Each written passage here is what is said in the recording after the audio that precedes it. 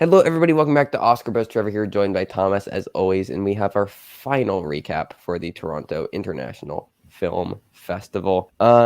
So there's very front-loaded festival. So this is why we're only doing a couple recaps. This is our last one, and then we're just gonna have the People's Choice. So let's just jump straight in to all the films that premiered at the second half of the festival. Yeah. Starting out with The Good Nurse. We talked about the trailer of this a couple days ago, and we thought it looked bad. Yeah. The reviews haven't been awful, though. It got a 67 on Metacritic. Which isn't bad. Like, for Metacritic standards, it's, like, okay. It's a good, I'd say. And then it got a 92 on Rotten Tomatoes. Yeah.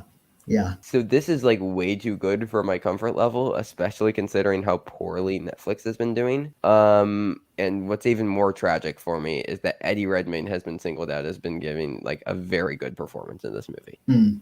Which is interesting because we've talked about actor as a category quite extensively here. Maybe lead or supporting. Well, that is the question, though. That is the question. Like, so I don't know.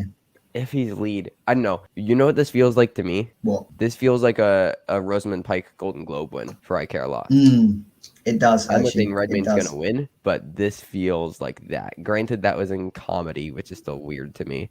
But, like, yeah. If he support, I don't know. It feels like at least maybe a nominate, like a Globe nominee, or like SAG. Yeah. Like maybe this, you know, we talked about what was going to be our Jared Leto and Little Things or our Ben Affleck and Tender Bar. I'm getting the vibes that Eddie Redmayne's going to be that, where it's like Golden Globes and SAG. Maybe. Although those were very weird things from performances that were not even like that acclaimed, whereas this is getting slightly more buzz than those ever did. So that's the question here you have to consider. Will this carry over to something? It really does feel like that, though. It just I guess, yeah. It fits that. Like we didn't like we're looking for that performance this year as far as what's it going to be. We thought maybe Russell Crowe, but I don't know. And maybe this is also just me coping because I don't want Eddie Redmayne to be a real thing. But like maybe it's just that. I'm still not excited for this movie. It does not look good to me. I don't care how. I mean, yeah, like the Rotten Tomatoes score definitely feels to me that a lot of people are like liking it enough. Like I think the Metacritic score is more, but like if they are on Rotten Tomatoes, obviously it's a binary system. It's either you like or dislike. So I guess it looks like it's going to be a mixed to good film, which you know can sometimes work for me. Doesn't always. We'll see. I will say that the concept is something I would usually sort of get behind, but we'll see. We'll see because the trailer looked really quite bad. So yeah. Like Eddie Redmayne feels like the only awards thing to come out of this. I still think that Netflix's top two pushes are Glass Onion and All Quiet on the Western Front, which we'll get to in just a second. 100%. But like, I guess maybe Redmayne will be a thing throughout the season that we have to be scared of. Well, at least just on the back of not scared of necessarily, you know. I just don't like him. All right, here we. Let's see. Next up we got My Policeman. Speaking of lead actor potential, you know, speaking of potential in that category, Harry Styles. One of the worst reviewed movies of the festival, a 40 on Rotten Tomatoes, a 49 on Metacritic. For this movie was just not good. It was not handled well as suspected. The performances are very terrible, aside from Emma Corrin, which is nice to know that, you know, they're getting some praise, very well deserved. They're a great performer. But other than that, I will say this feels like a drunk film. Like I'll probably watch this, you know, drunk. That feels like the sort of film this might be for. That's fair. Yeah.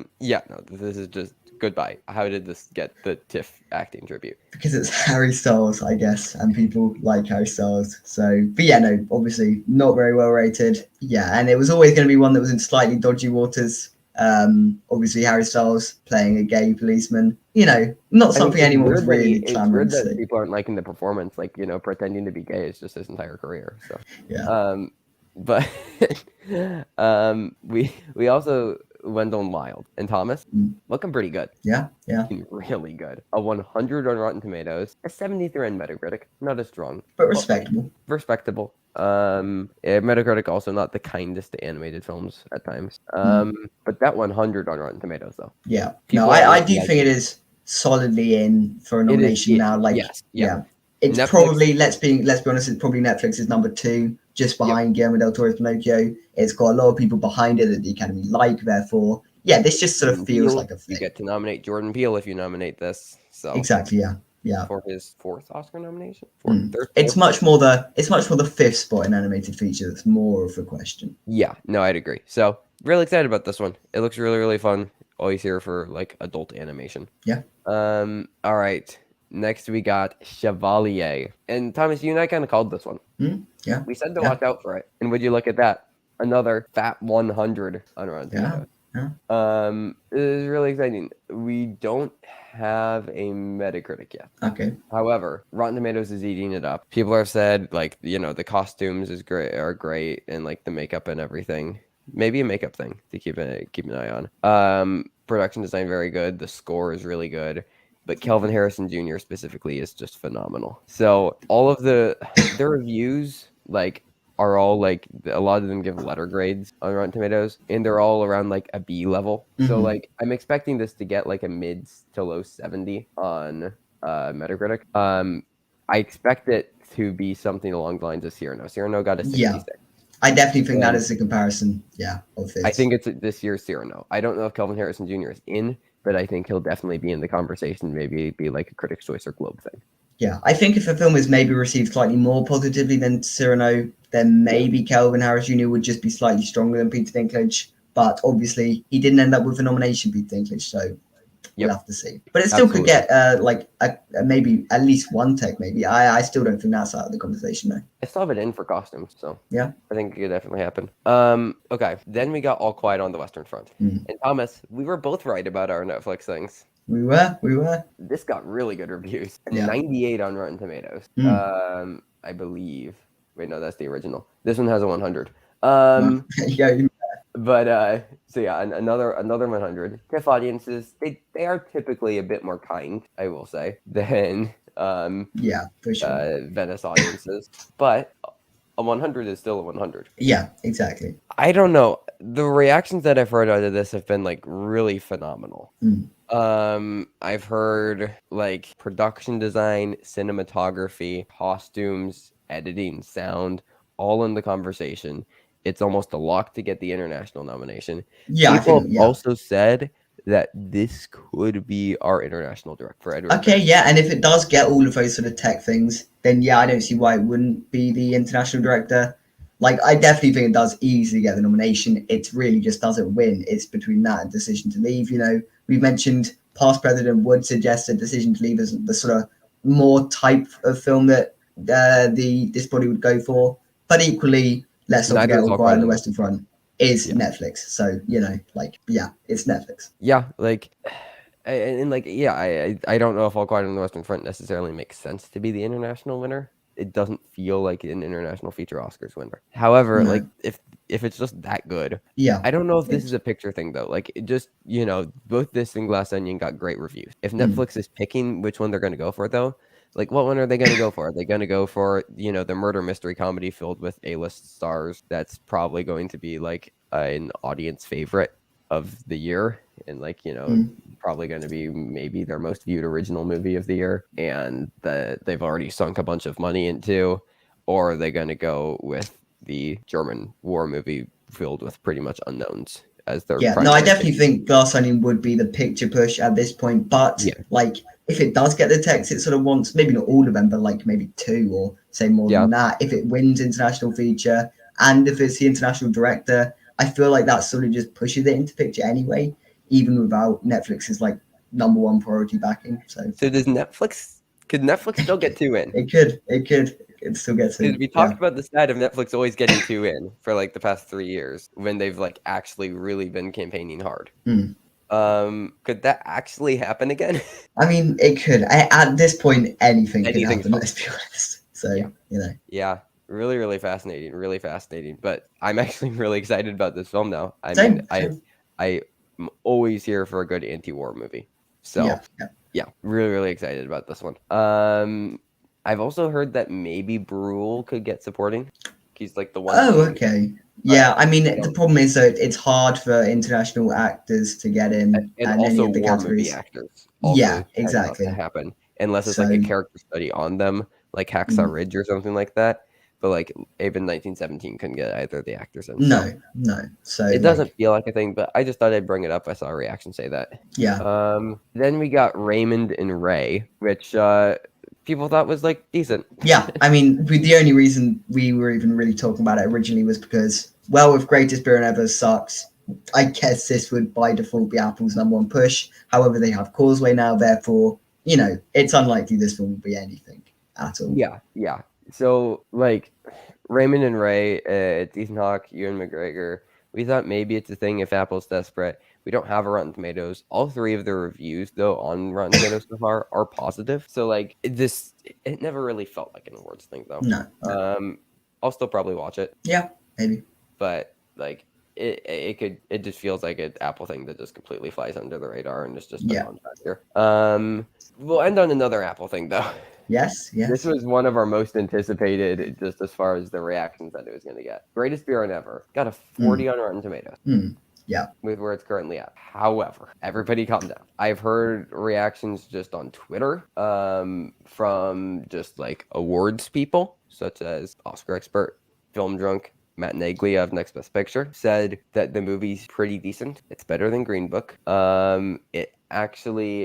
It doesn't, the handling of the Vietnam stuff isn't as good as it possibly could be, but it isn't offensively bad. It's pretty much just like Green Book was,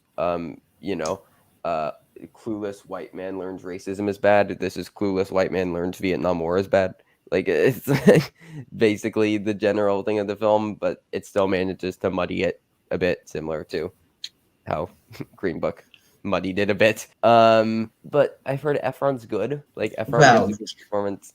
And I've heard that it played really well to the crowd. Yes, and like the only thing is, a lot of people are going to dislike this film, whatever happens. That's undeniable. That's probably why you're seeing the 40% on Rotten Tomatoes. The question is, can it hit strong enough with the people that it's wanting to hit with? Because this is not a film that is trying to appeal to anyone. It's a film that's trying to appeal to quite a small set of people.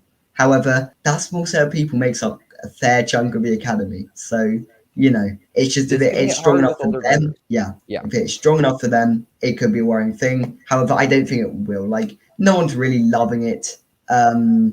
So I don't know. I still reactions I've seen have said it's fine. It's not as bad as you would think.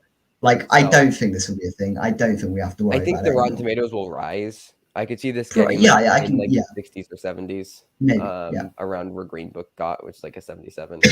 So like I could see it getting into that range. Like you said, there were going to be people that were just going to give this a bad review, no matter like they just wanted to dislike it. I mean, like, I don't want to dislike it, but I don't think that I will like it. So like, it'll be interesting to see where this ends up, and we'll also get to see this in a couple weeks. This is coming out on Apple TV in 2 weeks now, so it'll be interesting. I'm curious to see how the critic scores shape up, and also if this can get TIFF top 3. I don't think it will happen, but we didn't think Green Book would happen either, so who knows. With Apple though, I did want to provide a quick update on Causeway, which is up to a 95 on Rotten Tomatoes. Still no Metacritic, but this is getting some pretty great reviews. And it isn't like a lot of the 100s that we were saying, just immediate reactions with like 5 or 6 reviews. Yeah. Causeway is 19 and it's on 95. That's why like the Woman King, that 100 is a lot more important because it has like 22 reviews or something like that. Yeah. So like most things on Rotten Tomatoes end up with like somewhere around like between 80 and 100. So like that's like a pretty significant chunk.